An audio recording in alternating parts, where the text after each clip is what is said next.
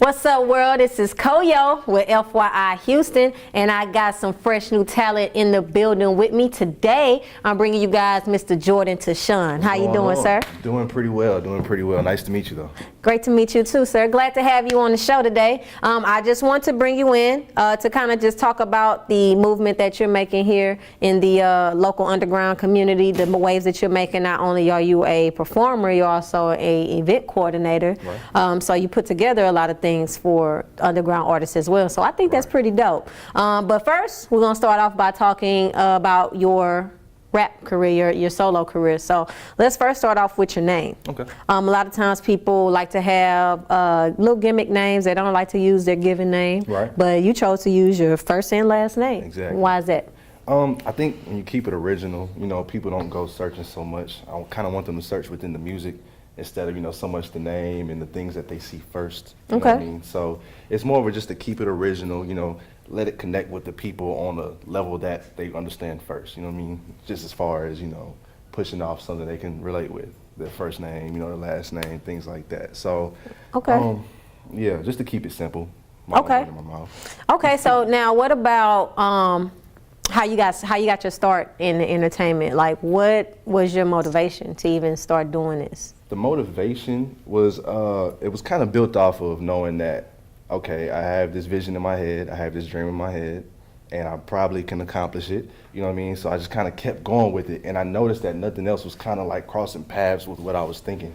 So I kind of just kept rolling with it, you know what I'm saying? Didn't let anything stop me. Things come in between in life, you know what I mean? But you can always separate it. You can always separate it once you get a good grip on things. So you're saying that this is like the one thing that you've been able to stick with, it just hasn't really left, the interest hasn't left or anything like that? There's a literal fire right now while I'm talking to you. Like, I feel a fire right now, and it just never left. It's been there since I was probably like 7. Okay. So, yeah. So about 7 years old is when you really got that inspiration? When I really got that inspiration, 7 years old. So what happened around that time that sparked that inspiration in you?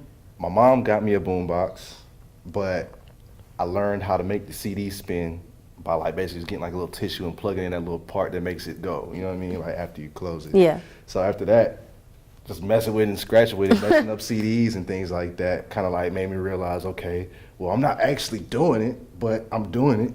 I'm 7 years old. You know what I mean? That's what's up. Okay. But things like that, you know, just messing with equipment around the house, breaking VCRs, leaving out the little open cartridge for the tape for the boom box, you know, just kind of messing with it, making sounds and things like that. It's just the sounds just grabbed me at a young age and kind of drugged me down the street, and I'm happy that they did. Okay, and so how long have you been doing this? I would say more so on a serious basis, where you're really taking it serious and putting out projects. Right. I want to say since 2010. 2010. I was 16 years old. I was going to Westfield High School on the north side of Houston. It was actually Greg Harris, Modern Life mag. He kind of gave me my first jump into it from high school. How so? He had his own blogging online magazine, and basically gave me and a couple artists a chance to basically broadcast to the people of the high schools and you know, things like that. So I definitely got to give it up to him, Modern Life mag, Greg Harris. Okay, so when you're talking about your music and when you got started, what type of music do you like to create? Are you sticking with any specific genre, or what is that? It's not that at all. I would love to jump genres, but I know with the people that I'm around, the people that I've grown up with, the people that I know look at me and be like, okay, well, if he's a rapper, he should do hip hop, or he should be doing rap, you know what I mean? I'm actually touching other places that I haven't released onto the world yet, but with the music, I'm actually just trying to touch with people on the foundation of, you have a light inside of you, you have this spirit that nobody else has, and you're chosen, you're golden, you know what I mean? So I really believe that people of this generation are chosen. You know, we're all can have conversations about the dreams we have at night, and see things that we think about come to play sooner than we think. It's because you have a gift. How long will it take us to all realize it? I don't know. But I'm here to help. Okay, that's what's up. So now you make your music. When it comes down to making your music, do you how much of a hand do you have in it outside of writing the lyrics? Do you produce? Do you, what do you do? I'm not producing at all. I have a group of producers. Okay. Through SoundCloud and, and in person, people I'm actually super cool with, and they'll send me free beats and tell me just do it. Oh, well, that's Just do it. perfect. Perfect. But most of all, I'm doing the writing. I'm doing the recording myself. After I realized that half the friends I had dropped off the face of the earth, I just took it into my hands. And kids, I'd suggest you do the same. People aren't always necessary on the path that you're on. You know what I mean? Sometimes it's just for you. But other than that, yeah, it's all by myself other than the producing of the beats and things like that. It's from other artists, other producers around the city and from out of town and things like that. So with the music that you make, I'm sure that it means a lot to you Most definitely. when you make that music. How do you translate the meaning that the music has for you when you're recording and transferring that to the performance stage? Growing up with people of my age, you can kind of weigh out the things that they accept and that they don't, So if I take a trap beat, I'm just giving off the recipe right now, it doesn't matter. If I have a trap beat, and I know I have a mind for pressing a message, why not mix them together? Get what the kids are interested in, take something you're interested in and see if it can form. Okay. If it fits, it fits. If it doesn't, move on to the next thing. But other than that, it's just getting what I know the kids love and the things that I want to give off to the world, which is to let them know that they're chosen, that they have a light that they need to shed off to everybody on this earth. So is that the type of message that you try to portray in every song that you? I try my best. Sometimes I might have like an angry sound, like I'm sick and tired of nobody listening or listening to me, but it's more of a just, look, I'm giving it, take it how it is, that type of shift. But it's not much to it other than when I get there. When you see me there, you might see something different, You might see me add a little more energy, to the form of it. Okay. Yeah. All right, perfect. So with the music that you make, you said you have a special message that you're trying to put out to everyone Right. every time. So that must mean that you're trying to have some kind of effect on your listeners. Most definitely. So what type of effect do you visualize yourself having, not only on this generation, but future generations? The effect would be that you could walk outside one day, walk up to somebody, and just be like, hey, I have an idea. How do you feel about this idea? Or do you have something to match the idea to where we can make a circuit of energy and actually boost? You know what I mean? And actually add energy to what's going on. So I figured that, like with the Collective 4900 Club, if I get everybody who does different things in one circle, you know what I'm saying, even multiple people who do the same thing, if we get them all in one circle, energy is created, you know what I mean? So that way we can move on to different levels and different sanctions of thinking and the ways we move. So it's most definitely all about the energy, like making people realize that we have energy. Why are we wasting it on things that don't require energy? You know what I mean? That makes sense. It makes a lot of sense. I'm an overthinker, but I think it makes sense. Okay, well, let's talk. You talked a little bit about the collective, which is the 4900s Club. 4900s Club. How did that get started, and what is it exactly? It got started back 2014 with my boy Moreno. Actually, the numbers just kind of fell out the air. It just sounded cool to us at the age of 15, like 4900s Club. Yeah, we sound like the 49ers, but it's 4900s Club. It doesn't matter, you know what I mean? But Okay. It's all kind of like, okay, it fell just into my hands. Everybody else kind of like faded off, and they were like, look, you just do what you want to with it.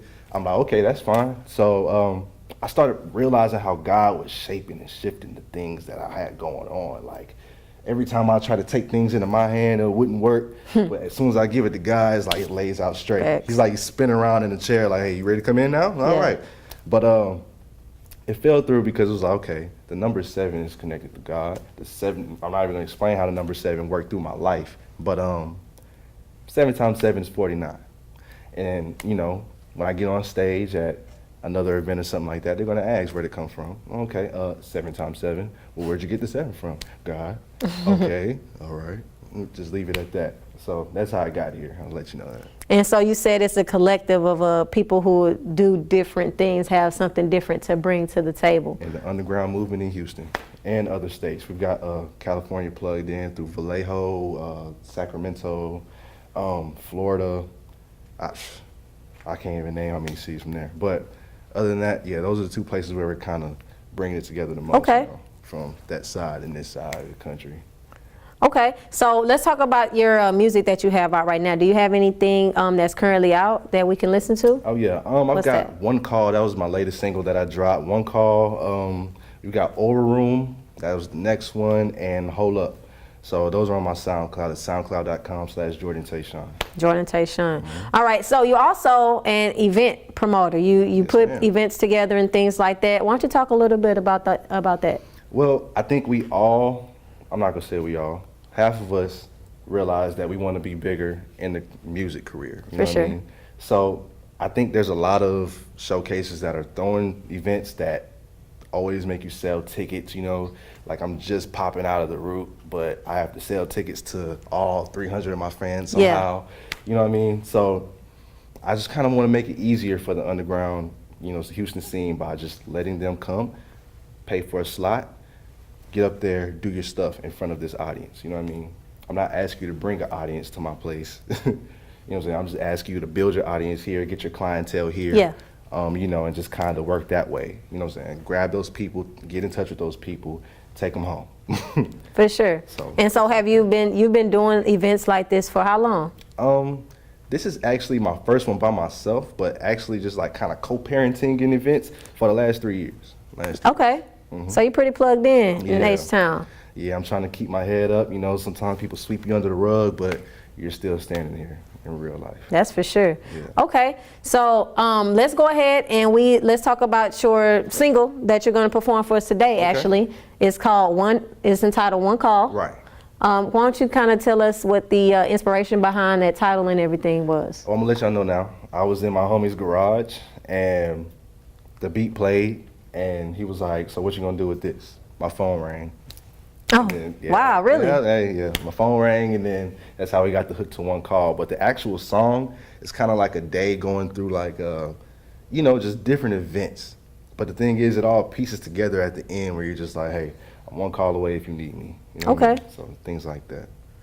Okay, so is there any special message besides I'm here when you need me?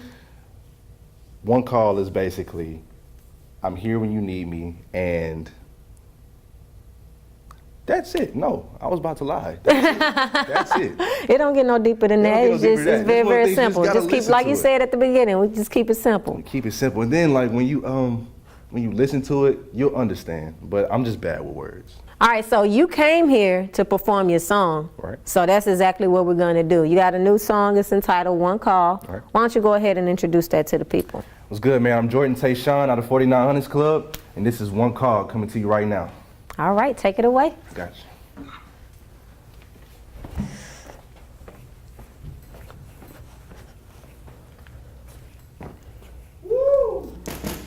Sound like some Motown shit, nigga.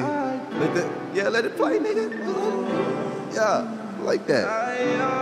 I'm only one call away. Tell them again. I'm only one call away. Yeah. I'm only one call away. I'm only one call away. I'm one gotta hit and I'm only one call away. Only one call away. I'm only one call away.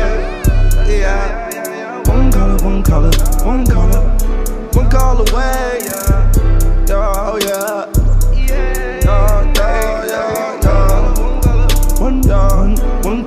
One caller away. Yeah. Got a couple things to do, not a lot of things to say. And we probably sip the juice. Mama poured the Tanqueray, not no lemonade. Yeah, pull up on the stage, do my fucking thing. I'm just full of rain. Yeah. Had to go to a place I didn't wanna see. Tayshawn, had to get in tune, had to make some room for some finer things. Whoa, whoa, whoa. What's inside of me? A motherfucking soul, had to take it on the road. Yeah, you working with somebody dreams, now that's right on righteous. Talk a little shit, this nigga right here, he might just think that everything he fucking do is enticing. Even your conscience tell you that you shouldn't fight this. Whoa, guess I probably sound like I'm fancy, cause I probably put it with the enhancement. All these dietas got a nigga dirty dancing. This baddie bilingual got a nigga speaking Spanish. I'm chillin' at the house with the packs for the day. You need a couple things, I'm only one call away. I've been up in the mix, baby, what I gotta say? Ain't no telling what's going on every time my phone ring. Whoa, whoa, whoa, whoa, yeah.